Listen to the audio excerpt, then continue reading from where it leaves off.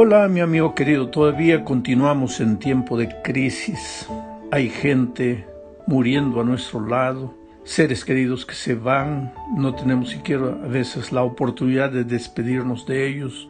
La enfermedad anda suelta, mucha gente ya está sin empleo, pasando momentos difíciles, pero no hay que desanimar. Dios está en el control de las cosas.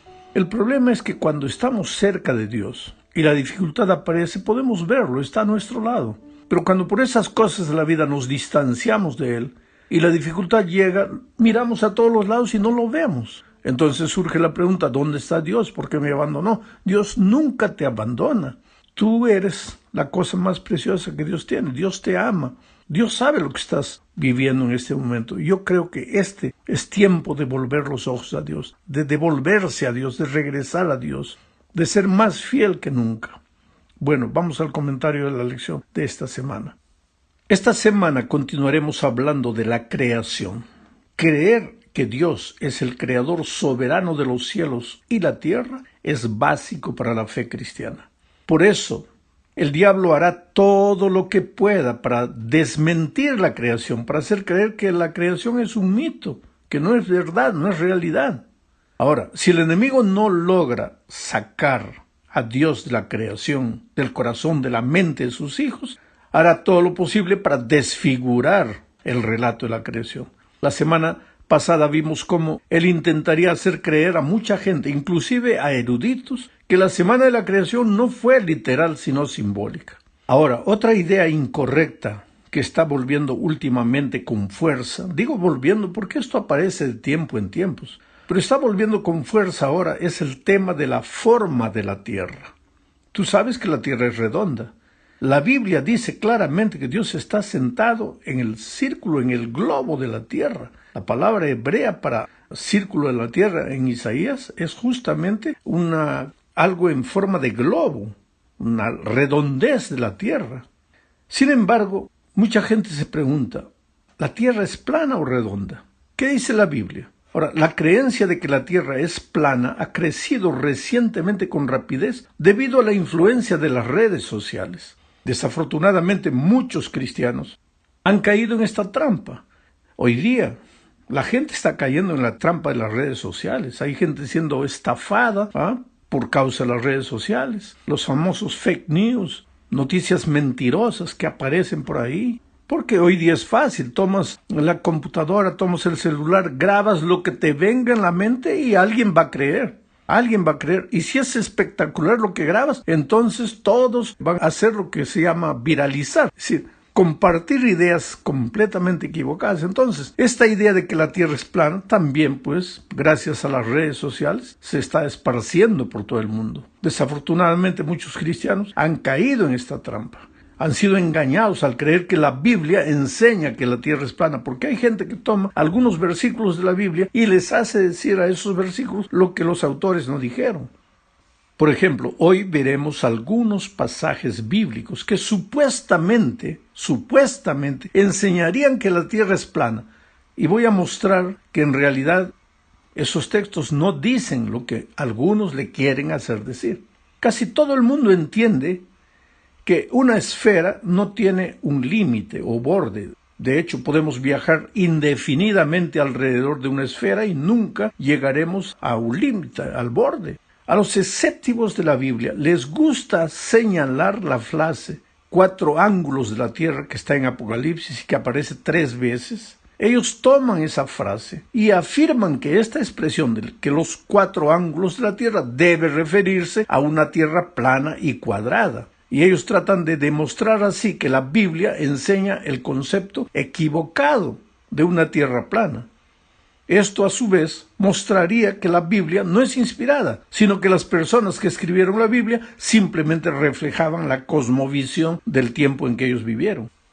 Si los versículos que mencionan los 4 ángulos de la tierra no se referían a una tierra plana, entonces ¿a qué se refieren? Leamos uno de esos textos, Apocalipsis 7:1. Dice, después de esto vi a 4 ángeles en pie sobre los 4 ángulos de la tierra, que detenían los 4 vientos de la tierra, para que no soplase viento alguno sobre la tierra, ni sobre el mar, ni sobre ningún árbol. Aquí se habla de 4 ángeles que están en los 4 ángulos de la tierra. Entonces los críticos dicen, si hay 4 ángulos, pues quiere decir que la tierra es plana, porque si fuera redonda no tendría ángulos. Pero ¿qué sucede? Aún los más ardientes intérpretes de la literalidad de la Biblia, porque hay gente que toma la Biblia al pie de la letra, quiere decir, no tienen en cuenta el contexto, no tienen en cuenta el tiempo que fue escrito, la cultura en que fue escrito, nada. Toman la Biblia así al pie de la letra. Pero aún esos más ardientes intérpretes reconocen que el elemento simbólico está presente en el libro de Apocalipsis. Apocalipsis es un libro básicamente simbólico. La frase 4 ángulos de la tierra probablemente fue un modismo en el tiempo del apóstol Juan, que se refería a la tierra en su totalidad, no que la tierra fuese cuadrada, sino que los 4 ángulos de la tierra expresarían la idea de la tierra completa, toda la tierra. Bueno, hay otro texto, Daniel 4:11. Voy a leer el texto. Crecía este árbol y se hacía fuerte, y su copa llegaba hasta el cielo, y se le alcanzaba a ver desde todos los confines de la tierra.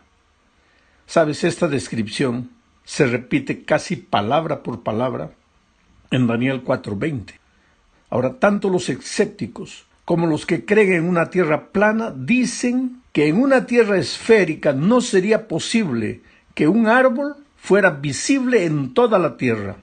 Pero si ese árbol fue visible desde cualquier parte de la tierra, entonces la tierra es plana. Interesante la conclusión de ellos, pero ¿cuál es el contexto de estos versículos? El capítulo 4 de Daniel es el relato del segundo sueño de Nabucodonosor. El versículo 4 cita directamente las palabras del rey, afirmando que tuvo un sueño. Los versículos 10 al 17 citan a Nabucodonosor describiendo su sueño. Ahora, ten en cuenta que esto es un sueño, con sus elementos grandiosos, fantásticos, alegóricos. Los sueños son apenas figuras de la realidad.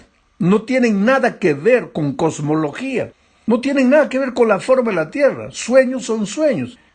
Es increíble que alguien interpretaría el contenido del sueño de un rey pagano registrado en las Escrituras como prueba de que la Biblia enseña que la tierra es plana. Mira, los versículos 19 al 27 del capítulo 4 de Daniel contienen la interpretación de Daniel del sueño de Nabucodonosor. Y los versículos 28 al 37 relatan el cumplimiento del sueño. La clave para la interpretación del sueño es la identificación de Nabucodonosor con el árbol. El rey es el árbol en su sueño. Versículos 20 y 22. Ahora, de inmediato uno debe ver que como el árbol representa a un rey, al rey Nabucodonosor, este árbol no es un árbol literal. Nabucodonosor no era un árbol, era un rey. Y este árbol representaba al rey, no tiene nada que ver con la realidad. Pero esta misma clase de racionamiento se utiliza para argumentar que Mateo 4:8 enseña otra vez que la tierra es plana. Voy a leer el texto, Mateo 4:8. Otra vez le llevó el diablo a un monte muy alto y le mostró todos los reinos del mundo y la gloria de ellos. ¿Qué dicen los críticos? Que si lo llevó a un monte muy alto, el diablo, a Jesús, en la tentación, y le mostró todos los reinos del mundo, la tierra es plana, porque si fuera redonda, desde el monte alto no se podría ver todos los reinos del mundo. Interesantes los argumentos que ellos inventan. Ahora, la tentación comenzó en el desierto, después de que Jesús había ayunado 40 días y 40 noches. Satanás primero tentó a Jesús a cambiar las piedras en pan para satisfacer el hambre. Presumiblemente esto fue mientras todavía estaban en el desierto. Luego el diablo llevó a Jesús al pináculo del templo de Jerusalén y sugirió que Jesús se arrojara del pináculo del templo. Ahora, hay que considerar que había una distancia tremenda entre el desierto y el templo, más o menos 80 kilómetros. La pregunta es, ¿Satanás llevó a Jesús instantáneamente, literalmente, desde el desierto a Jerusalén? ¿O Satanás presentó este punto de vista a Jesús mientras todavía estaba en el desierto? Tal vez en una especie de visión. Entonces viene la tercera tentación. Aquellos que desean defender la idea de una tierra plana señalan pues que todos los reinos de la tierra serían visibles desde la montaña alta solo si la tierra es plana. Sin embargo, si esta montaña de Mateo 4:8, con su vista de toda la tierra, es literal, entonces ¿dónde está ubicado ese monte de donde se puede ver toda la tierra? Los que persiguen esta línea de racionamiento nunca han determinado la ubicación de ese monte tan alto de donde se podría ver todos los reinos de la tierra. Entonces tú te das cuenta que los argumentos que la gente inventa para afirmar que la tierra es plana es apenas para darle contra a la palabra de Dios, que es clara al decir que la tierra es redonda, que tiene la forma de un globo. Vamos a la segunda parte. Aquí veremos el tema de la creación en la literatura antigua. Tú sabes que antes que el pueblo de Israel surgiera ya existían los egipcios y otras culturas. Los arqueólogos han descubierto textos del antiguo Egipto y del cercano Oriente que contienen historias primitivas de la creación y del diluvio. Y esto hace que algunos se pregunten, ¿no será que el relato de Génesis fue tomado del relato de esas otras culturas? Una pequeña parte de esos textos egipcios dice, voy a leer tal como está. Cuando los dioses, en lugar del hombre, hicieron la obra, llevaron las cargas. La carga de los dioses era demasiado grande, la obra demasiado dura, la molestia demasiado grande. Dejen que la diosa matriz cree descendencia y que el hombre lleve la carga de los dioses. A Yestu, un dios que tenía inteligencia, ellos lo mataron en su asamblea. Nintu mezcló barro con su sangre y carne. Hasta aquí el relato de los egipcios. Ahora, querido, hay mucha diferencia entre este relato y el relato de Génesis. Claro que existen similitudes entre las historias. Por ejemplo, que los primeros seres humanos fueron hechos de barro. Las diferencias, a pesar de eso, son mucho más grandes. En el relato de los egipcios, el hombre trabaja para los dioses, para que los dioses puedan descansar. En Génesis, Dios crea la tierra, Dios es el que trabaja, y todo lo que hay en ella lo hizo Dios para la humanidad como el punto culminante de la creación, y luego descansó. En Génesis, los seres humanos también son puestos en un jardín, y se los invita a estar en comunión con Dios y cuidar de su creación. Un concepto que no está en el relato de los egipcios.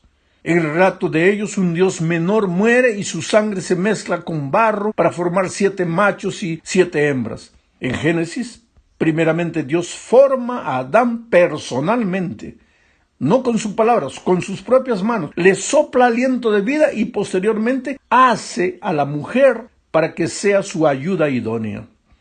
Dios no creó a Adán y a Eva de la sangre de un Dios muerto.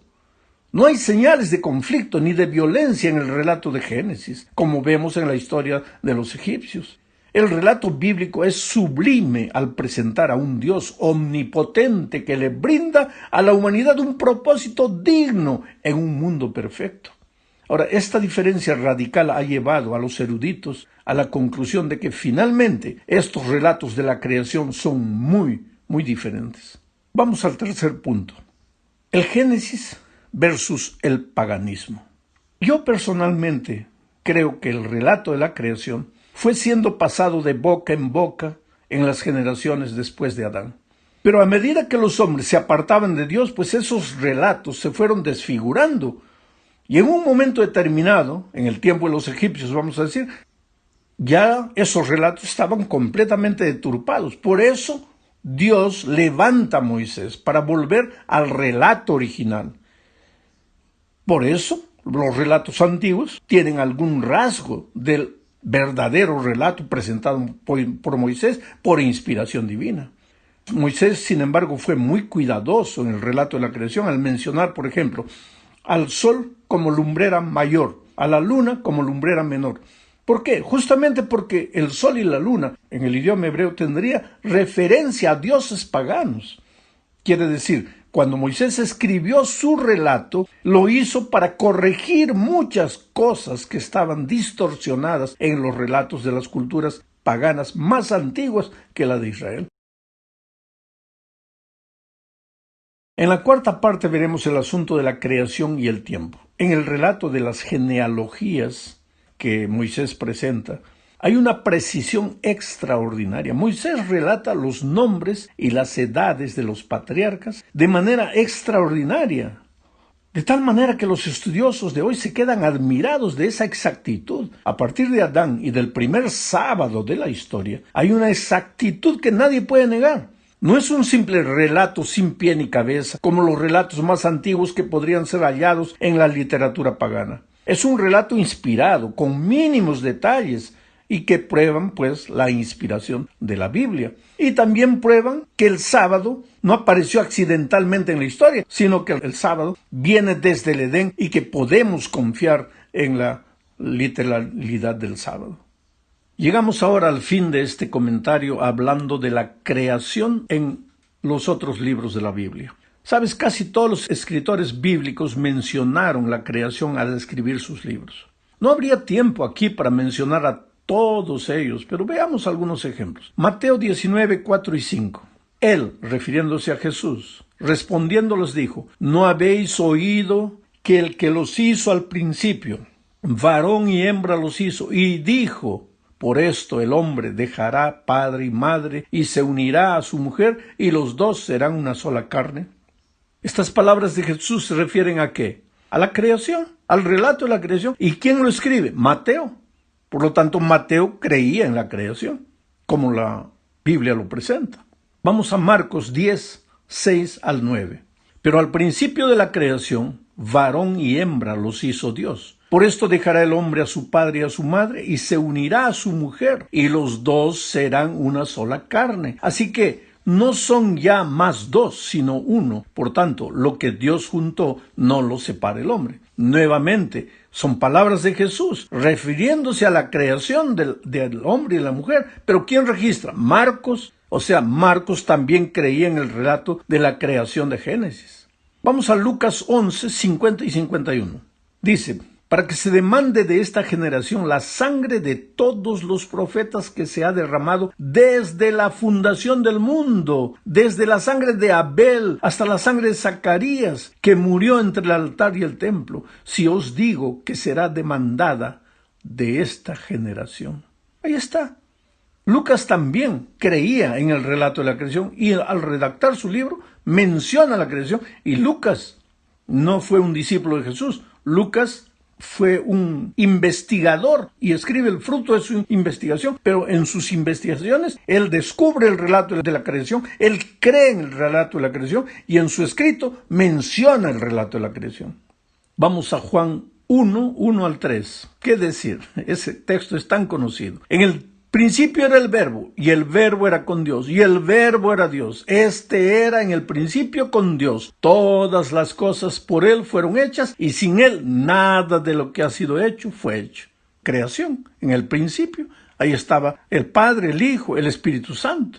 Vamos a Hechos, capítulo 14, versículo 15. El autor de Hechos es Lucas, y él dice en ese versículo, Hechos 14:15, y diciendo: varones, ¿por qué hacéis esto? Nosotros también somos hombres semejantes a vosotros, que os anunciamos que de estas vanidades os convirtáis al Dios vivo, que hizo el cielo y la tierra, el mar y todo lo que en ellos hay. Pablo y Bernabé estaban siendo agredidos, y entonces ellos reclaman y mencionan al Dios vivo. Y Lucas registra el incidente refiriéndose al Dios vivo que hizo el cielo, la tierra, el mar y todo lo que en ellos hay. Vamos a Romanos 1:20. El autor es Pablo. Dice: porque las cosas invisibles de él, su eterno poder y deidad, se hacen claramente visibles desde la creación del mundo, siendo entendidas por medio de las cosas hechas, de modo que no tienen excusa. Quien no cree en la creación no tiene disculpa. ¿Qué disculpa? ¿Qué argumento va a inventar? Está claro. La Biblia es clara. Ahora, si tú no crees en la Biblia, pues no crees en Dios. Si no crees en Dios, entonces no crees tampoco en la creación. Entonces, ¿de dónde vienes? ¿Para dónde vas? ¿Qué sentido tiene tu vida en esta tierra? Es por eso que en el capítulo 1 de Romanos la gente peca, la gente hace tonterías, la gente se vuelve egoísta, mala. ¿Por qué? Porque no tienen a Dios en la vida. ¿Y por qué? Porque no creen en la creación. Pues saca el relato de la creación de la Biblia. Entonces, ¿para qué Dios? Segunda de Corintios capítulo 4 versículo 6 dice: porque Dios, que mandó que de las tinieblas resplandeciese la luz, ¿cuándo fue eso? En la creación. Es el que resplandeció en nuestros corazones para iluminación del conocimiento de la gloria de Dios en la faz de Jesucristo. Efesios 3:9 dice: y de aclarar a todo cual sea la dispensación del misterio escondido desde los siglos en Dios, que creó todas las cosas. Ahora, todo eso es de Pablo. Ahora, ¿y Santiago? ¿Qué dice Santiago? Santiago 3:9. Con ella bendecimos al Dios y Padre, y con ella maldecimos, está hablando de la lengua, maldecimos a los hombres que están hechos a la semejanza de Dios. Santiago también creía en la creación.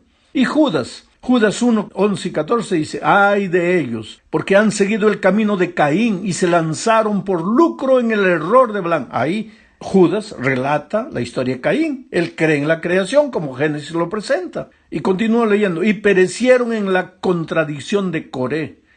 Estos, refiriéndose a los incrédulos, a los que no creen en la historia de Caín, no creen en la palabra de Dios. Dice: estos son manchas en vuestros ágapes, en vuestras reuniones, que comiendo impúdicamente con vosotros se apacientan a sí mismos. Nube sin agua, esto es terrible, nube sin agua. ¿Para qué vale la nube sin agua? Pura forma, llevadas de aquí para allá por los vientos. Es que si tú no crees en un Dios todopoderoso, pues eres como la nube que va de aquí para allá. Tienes miedo de todo, cualquier viento, cualquier brisa te remueve de tus fundamentos. Dice: son árboles otoñales sin fruto, 2 veces muertos y desarraigados, fieras ondas del mar que espuman su propia vergüenza, estrellas errantes para las cuales está reservada eternamente la oscuridad de las tinieblas. De estos también profetizó Enoc, 7º desde Adán, diciendo, aquí está el relato de la creación: he aquí vino el Señor con sus santas decenas de millares. O sea, querido, si tú vas a la Biblia, el relato de la creación está claro. Hoy, en tiempos de crisis, vale la pena tener un Dios. La situación está difícil, claro que está. Hay pérdida de empleo, claro que sí. Mucha gente está muriendo, sí. El mundo va a llevar mucho tiempo para recuperarse de este golpe, sí. Pero Dios está en el control. Nosotros somos frutos de su creación, frutos de su amor. Escóndete en sus brazos, refúgiate, llora. Si quieres llorar, llora. Dile: Señor, ¿por qué me está sucediendo esto? Pero no dudes de su amor, no dudes de su poder. Y que Dios te bendiga ricamente.